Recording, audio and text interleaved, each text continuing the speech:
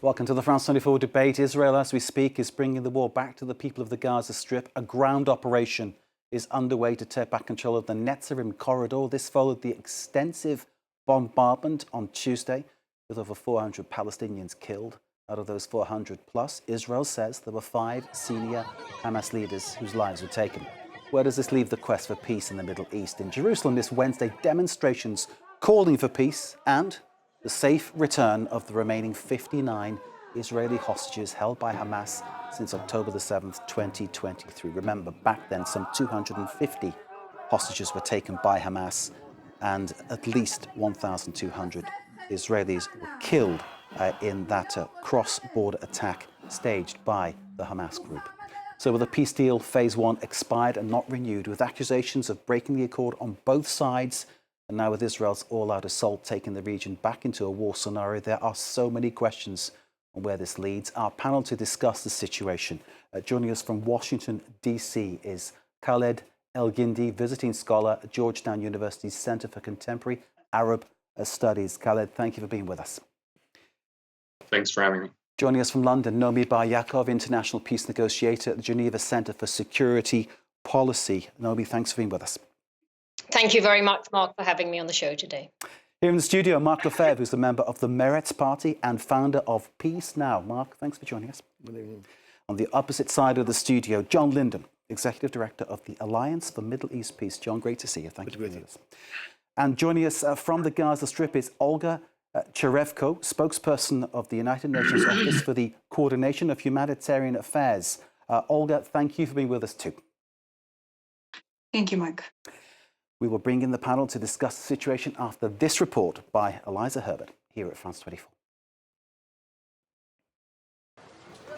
This is only the beginning of Israel's renewed offensive, according to Prime Minister Benjamin Netanyahu. But for Palestinians in Gaza, it's the return to a nightmare.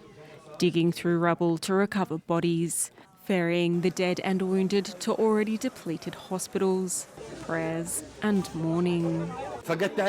I lost my whole family. I got married recently in 2023. God honored me with Mohammed, who was so beautiful, and my wife was pregnant. She was martyred while she was pregnant. My son was martyred too. For the second night in a row, Israel struck several targets across the Gaza Strip, including this makeshift camp in Han Yunis. I want to tell Benjamin Netanyahu that it is not manly to attack civilians in their tents. Manly is to find the soldiers in the fields.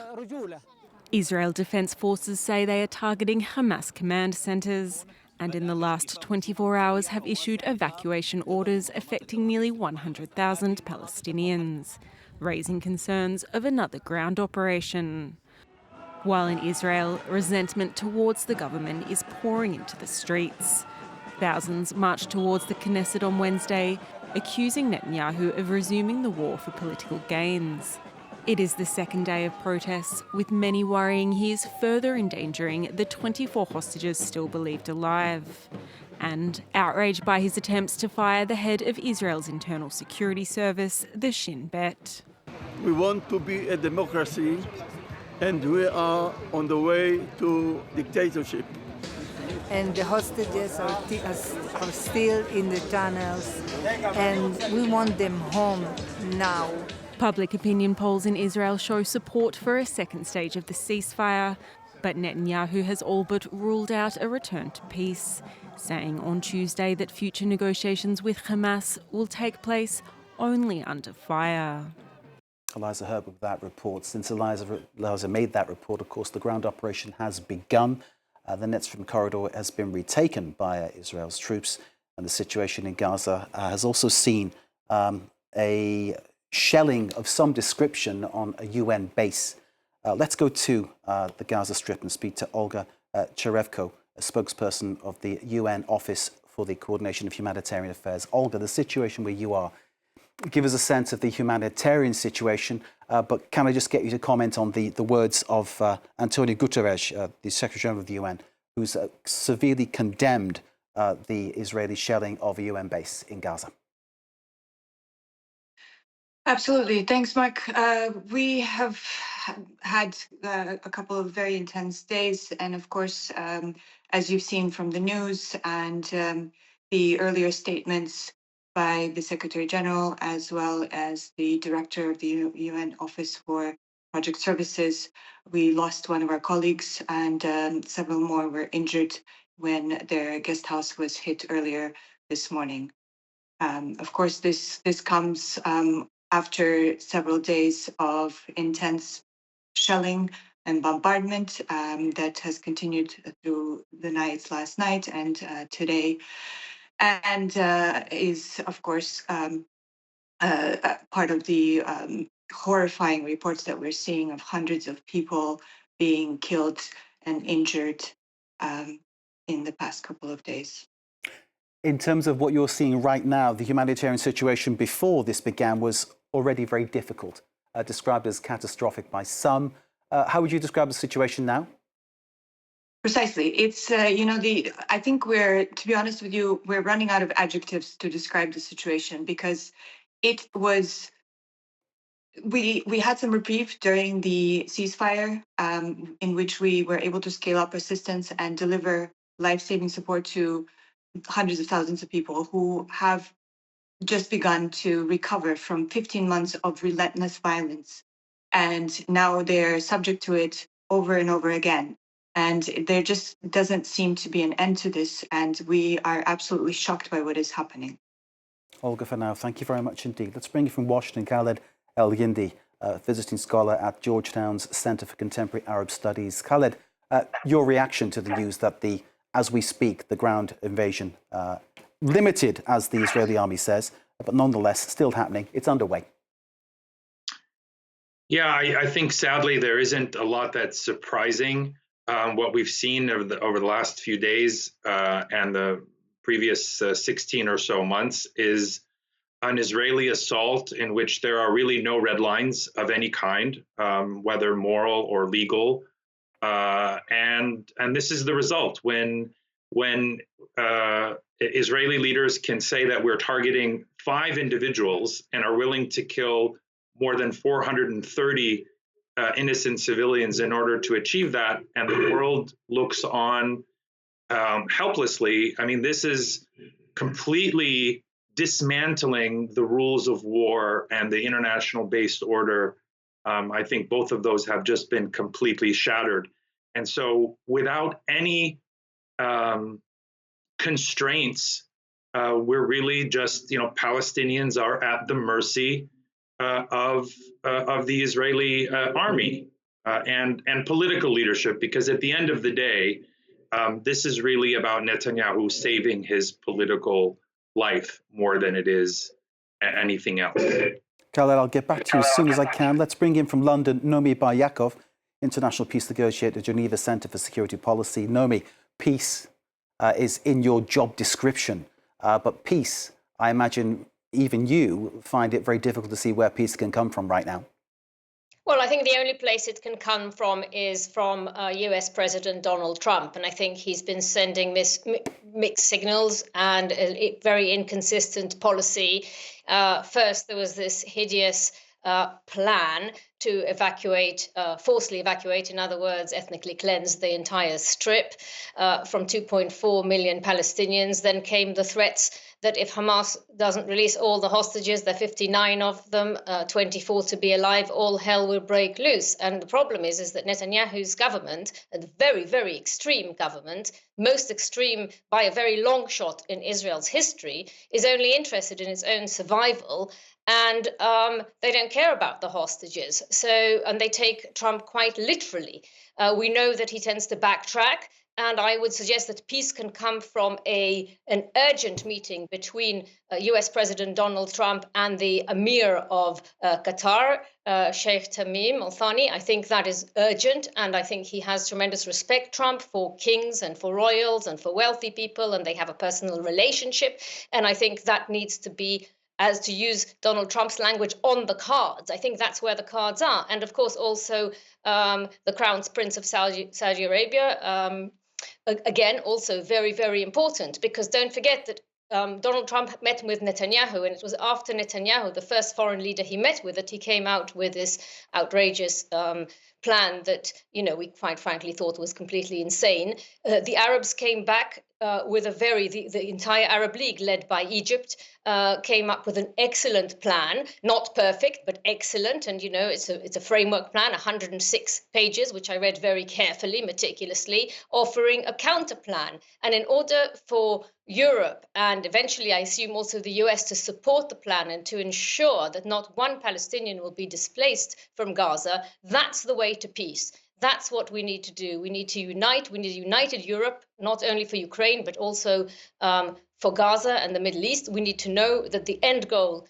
is 2 states within the 67 lines, 2 sovereign states living side by side. The Arab plan makes that very clear. And we need to get the Qatari leader and the Saudi leader directly involved with the US. Nobi, for now, thank you very much indeed. Let's bring it into the studio now and let loose now Mark Lefebvre, member of the Meretz Party, founder of Peace Now. Peace Now. That'd be a nice thought, wouldn't it? Well, there is no end to the need for peace. I mean, we are in a situation, you have 2 people living in the same area, and none of them will disappear. So we can continue the situation where this very sad and painful situation where the 2 people are at the mercy of their own extremists. I mean, if there has been, just to correct what has been said, slightly correct what has been said before, if there has been a deadly Israeli assault, there wouldn't have been any assault of Israel if the Hamas did not plan the massacre of the October 7th. I think nobody's disputing that. We have to correct a little bit things. But having said that, the 2 people are at the mercy of their own extremists who have no solution for the future, not on one side and not on the other side. So from the Israeli standpoint, the question now, since the democracy of the state of Israel is at stake, actually, is the amount and the nature of the mobilization which will take place in order to restrict, to ban what is being done now, which is a real influence of the Trump organization. I mean, Netanyahu has lost his temper. Yes, I mean, if you look at him on a day-to-day basis, he has lost his temper. He doesn't know what he's doing. I mean, he has no strategy on the long term. He has a strategy for the next coming days, but he has no strategy on the long term. So he's driving the state of Israel into a deadlock. On the other side, Hamas also is driving the Palestinian people into a deadlock, because Hamas had somehow also an interest in having the war starting again, because there are obviously some plans which could be prepared and could be put in place, where the Hamas influence can be removed. I mean, if the joint Saudi Arabia and Egyptian plan is put in place, Hamas has no longer control of the Palestinian situation. So Hamas has today interest in renewing the war, and so we are in this hilarious and sad situation where both people are in the hands of their own extremists with no solution, unless there is a mobilization on the Israeli side, which has to last more than a big demonstration today. Mobilization of people. It has to continue. It has to continue and take other forms and other natures. But also, the ball is also in the court of the Palestinian society. There are Palestinians who are realistic and who are driving towards a compromise and a 2-state solution. We have to hear them. And so from the Israeli peace camp, we need to hear more loudly also the voices of the Palestinian camp. Understood. Can I bring you in, John, on that point? Because it must be difficult to be in the rubble of the Gaza Strip and be considering issues like that, because you must feel that there's no political process that is there for you. There is no diplomatic process that's there for you, and you can barely get the humanitarian aid that you need. It must be very difficult to take the view that Mark's taking if you're in the rubble in the Gaza Strip. Yeah, I mean, for the civilian population of the Gaza Strip, it's a life or death situation right now, and politics, diplomacy, all of these ideas are abstract if you're in fear of being bombed in your tent when you go to sleep tonight. And with, again, if we think about the context right now, we're being told that this war needs to recommence to get the hostages out of Gaza. That assumes that more military force, and Gazans will tell you this, that they have suffered so much military force over the last year and a half. How much is enough? How much is the trigger point when you have almost 2 million people who've been displaced, over 50,000 people killed, over half of the housing stock destroyed or damaged? It's hard to believe that the Israeli electorate would believe that this is the route to freeing the hostages. And for Palestinians, we actually do see quite a visceral reaction to Hamas within Gaza. We've had 3 successive polls over the last sort of 4 months or so that show record low levels of support for Hamas. Right, so there is an off-ramp here diplomatically with regards to the Arab-Saudi or the Egyptian-Saudi plan that was mentioned, which would allow governance absent Hamas. But in order for that to happen, Israel needs to engage with it. You have Hamas at the lowest point with regards to its popularity in Gaza within living memory. Rolling the dice again on this war could change that. And also, we have heard from evidence given to the Israeli Defense Committee this week that Hamas and Islamic Jihad apparently have 30,000 troops, mostly young men who are traumatized now, which is almost close to the level of the troop assessment they had on October 7th in 2023. Yeah. So one is left wondering, what has this war been for? The hostages are still in their dungeons. Gazans' lives have been destroyed. And now Israel is about to embark essentially on a new war with the lowest level of popular support that I'm aware of in any war in Israel's history. We know from the polling of one of our members, the Accord Institute, that 7 in 10 Israelis want to see an end to this war and the release of the hostages. And by a 3-1 margin, Israelis favour the completion of the second phase of this ceasefire, which should see the IDF withdraw from the Gaza Strip over the continuation of the war. So I ask again, who is this war for? And there's an analysis about maybe it serves the political agenda of actors in Jerusalem more than either hostages in Gaza and certainly the Palestinian people and Israeli security. John, thank you. Let's go back to the Gaza Strip. Olga Cherevetko is there, spokesperson of the United Nations Office for the Coordination of Humanitarian Affairs. Olga, I don't know whether you are able to comment on anything politically that any of our guests have said. If you can, please feel free to do so. But I'd like to start you off by talking about humanitarian matters, which is clearly where you work. And I'm imagining what things are like right now for people in the Gaza Strip who are trying to settle down for the night, perhaps what they're facing. Where will they eat? Where will they sleep? What is it like? Yes, Mark, you're exactly right. For the last few weeks, I've been going around across Gaza Strip and speaking to different people. And many of them, of course, have moved back to the areas where their homes once stood. And they're living literally on top of the rubble of their homes with whatever things that they have, maybe a tattered tent, maybe some blankets, maybe nothing. And all of them have said to me, the one thing that we don't want is a resumption of this war, and that we finally got some hope through the ceasefire. But then, of course, even during the ceasefire, 2.5 weeks ago, as you know, the crossings for the entry of all cargo were closed. And so for more than 2 weeks now, we have not received anything that has entered, nothing has entered the Gaza Strip. So this means we've had to ration our supplies and reprioritize the way we deliver assistance to try to make it last as long as possible, to reach as many people as possible. But the conditions here on the ground are abhorrent, I can tell you this. So when families are trying to bed down this evening, they're in tents, if they're lucky, under a tent, if they're lucky, of course, regardless of what the temperature will be. Correct. And it's been very hot, and now it's actually extremely windy, and it's supposed to rain. So you're really at the mercy of nature, and there's nothing to protect you. Even before this began, we had about 1 million people living in extremely substandard tents. This is despite the efforts that we've made already to distribute shelter assistance to the people as much as we could. Olga, bear with us. I'll get back to you as soon as I can. Olga there from the United Nations Office for the Coordination of Humanitarian Affairs. Let's go to Washington. Khaled El-Yindi is there from Georgetown Center for Contemporary Arab Studies. Khaled, thanks for bearing with us. I'm trying to get around everybody as quickly as I can, but obviously you all have things to say and we need to hear what you say.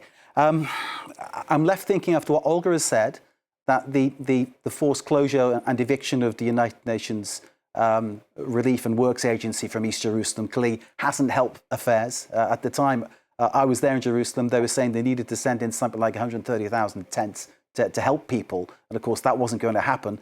Getting things in to help people is a massive issue, isn't it? Oh, absolutely. And even though there was an upsurge in humanitarian aid after the ceasefire went into effect in late January, it was limited. It was mostly food and medicine, which of course is badly needed. But things like temporary housing, Israel still barred from entering Gaza.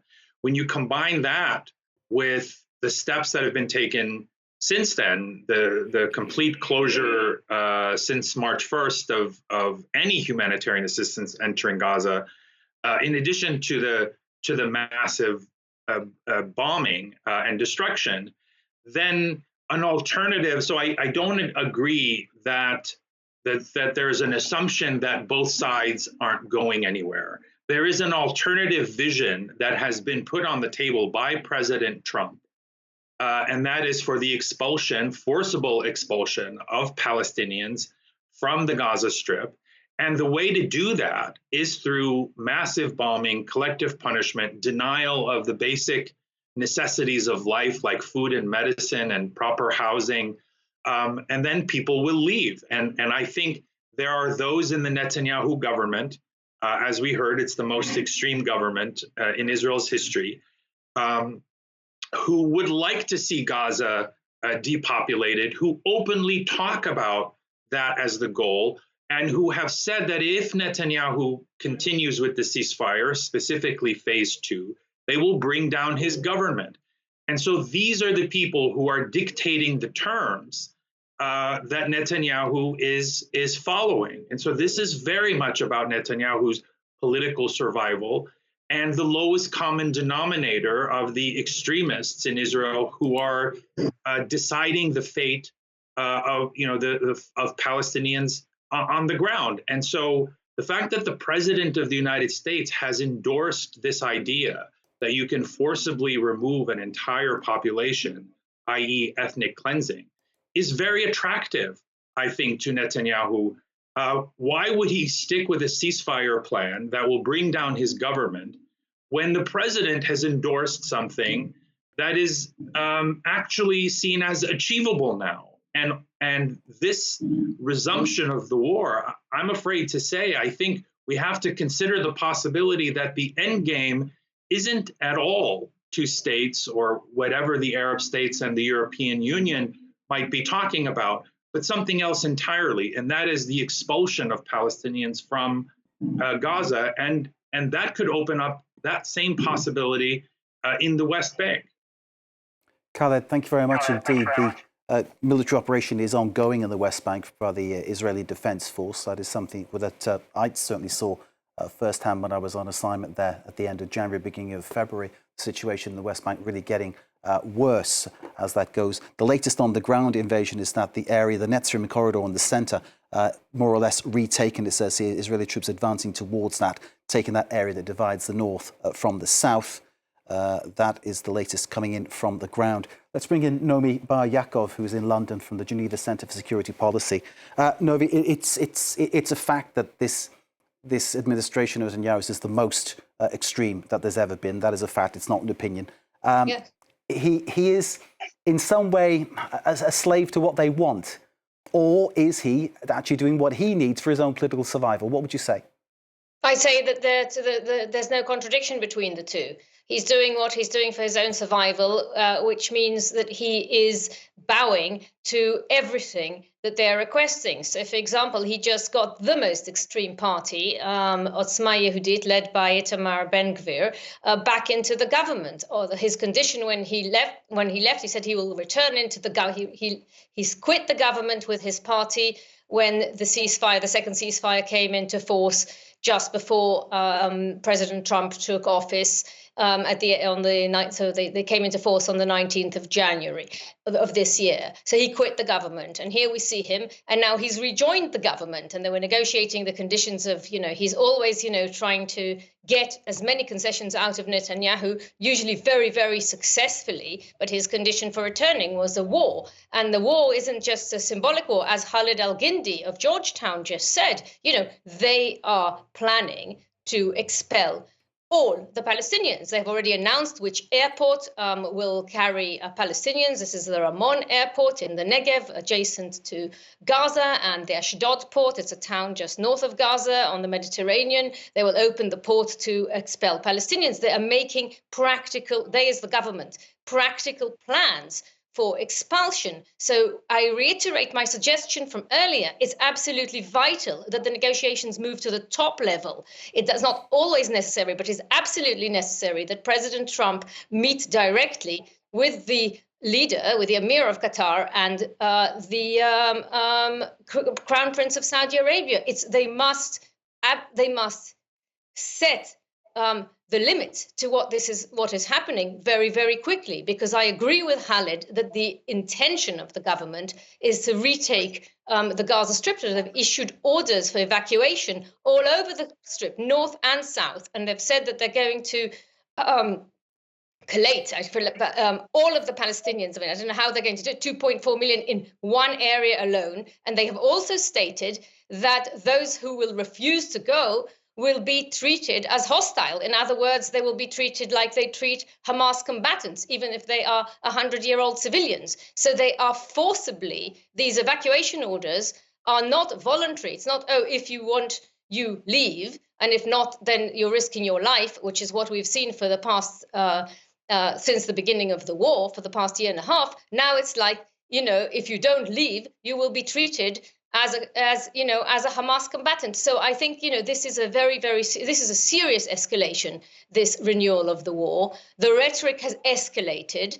And the more the rhetoric escalates on the part of the government and the statements, and also don't forget there's a new chief of staff, and this chief of staff is coming in as a hardliner, more hardline than the outgoing chief of staff, Herzl Levy. And the first thing that he did when he came into office was he was, quote unquote, implementing the Trump plan, making practical steps as to how they're going to evacuate, quote unquote, ethnically cleanse, in other words, the Strip. So it's very, very serious. And that's, again, it's really important that negotiations move to a higher level, because Netanyahu is not going to allow anything to happen. And the only way this will stop is if Trump makes it stop. Israel is dependent existentially on the US. Israel cannot survive without US support. It certainly can't carry out a war without US support. And this call is absolutely urgent. Nomi, thank you. And thank you for that reiteration of what you said earlier, because I'll put it to the gentleman in the studio about Donald Trump, because some might say that Trump's modus operandi is transactional. There's got to be something in it for him business-wise. I mean, clearly the idea of changing the Gaza Strip into Dubai on the Mediterranean was all about how much money he could make, surely. Mark? No, I don't think this is serious. I mean, even Trump dropped down this gigantic this idea of evacuating the Gaza Strip. He dropped it down when he saw the reactions of the Arab countries. So this issue has to be addressed seriously now. The point is that what is the capability and the capacity of Trump of actually running serious negotiation on any front? When you see his lack of experience and the way he's putting himself in a weak position in front of Putin, you can have reasonable doubts about his capacity of running serious negotiation and successful negotiations for the Middle East. So I think here I would say that the ball is in the hand of Saudi Arabia and Egypt. If they are strong enough to put pressure on Trump, we will see things moving forward. At the same time, all the plans which were mentioned about of the extreme right parties in Israel to plan to evacuate the Gaza Strip, the military establishment and the security establishment is strongly against it and sees that as totally unrealistic. Even if there are more right-wing or more left-wing generals, they see that as totally unrealistic, and cannot be achieved. So the key point here is to what extent the Arab countries, which want also to solve the Palestinian issue, because the fact that the Palestinian issue is not solved is also a threat for the stability of their own regime. Okay, so they have to put forward not only proposals but also money on the table to make things moving on and make sure that Hamas influence is diminished to the minimum in order for the Palestinian people to try to breathe again. John, can I bring you in on the same issue? Nomi's suggestion, I think, is that bigger players get involved and make this happen. And I think there is a real sense that that is something that we need to take this beyond Netanyahu's remit and actually get some bigger players to sort of actually knock that sort of square peg into the round hole, as it were. Yes, although unfortunately I can't put all my faith in those big actors because they've let the Israeli and Palestinian people and the cause of peace down for decades on end. So I think it's insufficient as a strategy. It's hope. Yes, it needs to happen. There's talk of an event in New York at the UN in June that the President of France and the Crown Prince of Saudi Arabia may be working on that could help to catalyze something in that direction. But it needs something on the ground in addition to it. So President Trump is transactional. Yes, he's been saying some very extreme things about what needs to happen. And I think breaking taboos that really shouldn't be broken around the displacement of people. But he also likes being popular. And he's incredibly popular in Israel. In fact, he's more popular in Israel than he is, I think, in almost any state in the Union, in the United States. And this idea of the resumption of war and the mass displacement of Palestinians or the annexation of the West Bank, those are not popular ideas. Unfortunately, they're growing in popularity, but they're still minority issues inside Israel. So if we can see tens of thousands of Israelis taking to the streets, hundreds of thousands of Israelis calling on President Trump to do exactly what Nomi has been saying, then that will be a signal directly into the White House that popularity and the Nobel Peace Prize cliche that we've been hearing, and Donald Trump being a figure of celebration in Israel and for the Jewish people, and all things that inflate that man's ego, that can be used, I think, as part of the transaction, the system that we need. But more than that, I think that, Mark mentioned about the need for a Palestinian peace camp, but we have one. Are people on the streets in Palestine constantly working on ideas to disrupt this situation. They need the chance to self-actualize. We need to see Palestinian leadership that reflects the will of this young, impatient, scared population who are living through the most existential moments since 1948. And for Israelis, before October 7th, people understood that their democracy was under threat. This government was incredibly extreme. Then the worst war in the country's history has come along. People are shocked and exhausted and terrified. And I think if you take the aggregate emotions of Israelis and Palestinians right now, it is not a call for war. It is an exhaustion of what's been happening over the last year and a half, and a desire, a yearning for something else. Now, it's on the international community to provide the diplomatic horizon, to point us toward it, to convince Israelis and Palestinians their security, sovereignty, freedom can be delivered by diplomacy and nonviolence. And it's also on the citizens themselves to organize, to take to the streets, and to force their political leaders down that track. There will be an event in Jerusalem in May 8th and 9th called It's Time, which will see thousands of Israelis coming together and Palestinian citizens of Israel and Palestinians from the West Bank and Gaza over Zoom because they can't come into Jerusalem, asking the international community to provide that diplomatic horizon, showing there's a constituency from it. But it's one hand clapping. We need to have the international community play their part, the people on the ground play theirs, and stop waiting to see what this extreme Israeli government are going to do or what Donald Trump is going to say, and instead make momentum from the ground, from the streets, and from the diplomatic community that are opposed to these sort of measures. So that's... Go ahead, yes, Mark, go ahead. Yes, what is interesting is to see what will happen in the next coming days once the ground operation has started again. Nobody knows exactly what will happen. The Israeli government has announced that he's putting force, is forcing the Hamas to release hostages. I think Hamas will wait for the next fault and the next humanitarian failure of the Israeli army to have this ground operation stopped immediately. So, I mean, in a few days, we will see that there is no strategy behind this operation, this military operation. I don't think this military operation will last forever. First of all, there are no military reserves because the army is exhausted. and there are less and less people who are able and willing to serve for another war. So I think this strategy of this new military operation to force Hamas to relinquish is a total failure. At the same time, there are more and more leaks in the press, okay, of the involvement of Netanyahu with Qatar. I mean, his image will be weakened, significantly weakened. He's the only one, Benjamin Netanyahu is the only one who is still in charge after October 7th. All the other responsible have acknowledged their responsibility and somehow resign or have been forced to resign. The only one who stays is Netanyahu. Do you think that he will stay as it is now for a year and a half until the next election? I don't think it's feasible. Mark, thank you. Let's go back to the Gaza Strip, where Olga Sherevko is waiting for us, the spokesperson for the UN Office for the Coordination of Humanitarian Affairs. Olga, Mark here is saying that Netanyahu has no strategy. You have a strategy. You're coping with chaos. You're coping with the most difficult situation there. Give us a sense of what this ground invasion means for you. Mark's saying the ground invasion won't last a long time, but nonetheless, it has a major impact on the people you're trying to help. That's correct. What we've always said is that we absolutely cannot go back to the scenario that we had before this ceasefire.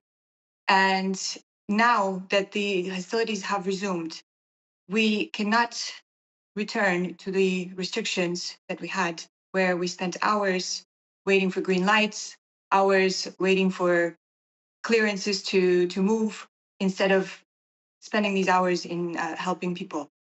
And this is something that is unacceptable for us. If these hostilities continue, there are two non-negotiable principles for us, and that is protection of civilians. Civilians must be protected at all times, and also facilitation of our work. We're seeing and hearing, and it's been in our reports, Olga, of tragedies. And it's one of these things, you become so almost, it's hard to say, almost immune to it, because you see it so often about families being wiped out, you know, a man there holding his dead child. It's the kind of thing that it's in people's nightmares. You're seeing it on a day-to-day basis. How are you coping with having to help people who, you know, have no access to healthcare, no access to water, no access to the food they need? Yeah, we have to do what we can. Of course, we've been here since the beginning, and we just try to do it every day, to deliver what we can, to reach as many people as we can, and to really improve their lives, at least on some level. And this is what's so unfortunate, is that we actually started to manage to make some progress during the weeks of the ceasefire, and now we're risking to lose it all and go backwards many, many steps. Olga, thank you very much for joining us from the Gaza Strip. Olga Sherevko, who is from the UN Office for the Coordination of Humanitarian Affairs, with that, well, moving testimony of what her job is on a day-to-day basis, coping among the chaos of the Gaza Strip. Back to Washington, Khaled El-Yindi, the visiting scholar at Georgetown Center for Contemporary Arab Studies. Khaled, give us your sense as we're starting to wrap up this debate. And we haven't found a solution yet, of course, and we're not the only ones who've yet to find a solution. But the ground invasion, the second stage now underway, when we were expecting and hoping for phase 2 of a peace deal. Yeah. I mean, I think we sort of hit upon what's the only thing. There are two things that can change the current dynamic, that can change Netanyahu's calculus. One is the Israeli public, and to the extent that there is any political, formal political opposition, to effectively bring down the Netanyahu government. And the other is pressure, as we heard, from the United States. Those are the only two forces that can act and to alter Netanyahu's cost-benefit calculations, because up until this point, he has not paid any price, politically or otherwise, and has had no incentive to end the war, and has many incentives to prolong and continue, because at the end of the day, most of the costs, if not all of the costs, are borne by Palestinians themselves. And so this, I think, in the absence of those two, I think it's very unlikely that Donald Trump is going to put any real pressure on Netanyahu, especially when a Democratic president, Joe Biden, refused to put any pressure himself, and Trump has said openly that he's fine with whatever Israel wants to do. They want to maintain the ceasefire, or if they want to cancel it. I think, just to echo a point that's already been made, the international community writ large has failed, as we heard from the representative from OCHA and other UN humanitarian workers on the ground. The international community has failed to uphold the laws of war, of the rules-based order, to intervene, to impose a cost. Yes, the United States holds many of the cards, but European nations also don't have to continue to finance Israel's war. They don't have to give Netanyahu, who after all is an indicted war criminal, a pass. They can enforce international law within their own boundaries. They can hold Israeli soldiers who travel to their countries accountable for the crimes that they themselves are recording and distributing on social media. There's a lot that the international community can do, short of the pie in the sky, two-state solution, peaceful end to the conflict. There's a lot that can be done in the short term just to hold Israel accountable for the atrocities that we are seeing on a daily basis. But that takes some political will and is not entirely dependent on Washington. Khaled, as you were talking to us, we're showing images coming in from Jerusalem of the kind of thing that I think is what you're talking about. You're saying the likes of Trump probably won't act to change things because he says Israel could do, as far as he's concerned, whatever they wish. We're seeing here that Israelis themselves, here in this demonstration that we're showing, it's from Jerusalem. It looks like the breaking up of a demonstration. The military, it seems, moving in, and security forces moving in some way, shape or form to stop the continuation of that demonstration, which has been, as we understand it, Israelis calling for an end to the war, and most importantly, from their perspective, the return of the 59 hostages still being held by Hamas. Khaled, is that the kind of hope? And I think it's something that might echo what John Linden was saying earlier about people driving some move towards peace. Khaled, is that what you're talking about? Sort of people themselves need to be behind this to change some policy, yes. Or is that something that Netanyahu just won't listen to? I mean, I think if that people power can be translated into a potent form of political opposition, then yes. But if it's just people in the streets, well, then I think Netanyahu has learned that he can simply ignore that. Even if his government were to collapse and new elections were to be held, it's unclear after the experiment that we saw before 2022, when Israel kept, the series of elections. There isn't a dominant opposition, that credible opposition that can replace him.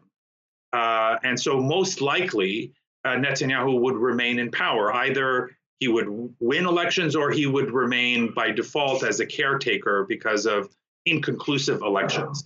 So that isn't a potent threat at the moment. But it's important, I think, for Israelis to make their voices heard. But I don't see any change that can happen as long as Benjamin Netanyahu is still at the helm. So many questions, and sadly we're out of time. Khaled, thank you for joining us. Khaled El-Yindi from Georgetown Centre for Contemporary Arab Studies. Thanks to Nomi Bar Yaakov of the Geneva Centre for Security Policy, who joined us from London. Thanks to Mark Lefebvre here in the studio from the Meretz Party and founder of Peace Now. One last word.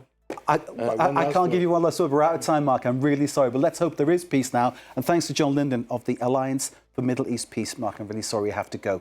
Thank you for watching. Stay with us. More to come here on France 24. Mark,